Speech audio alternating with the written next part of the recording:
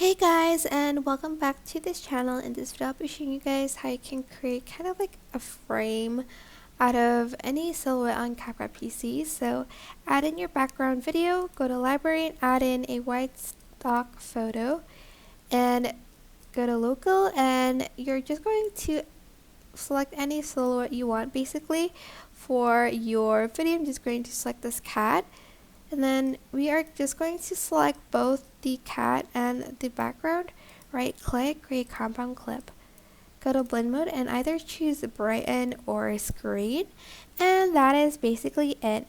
I hope this tutorial was helpful for you guys. Don't forget to like, comment, share, and also subscribe to this channel if you haven't done that already. You can also add in kind of like a paper texture on top of it if you like to, but just like only if you want. I think it looks cool as well. Maybe like this hard light or something, I don't know. But yeah, that is it. If you found this video helpful, please click the thanks button above the description box down below. Thank you so much for watching. Bye!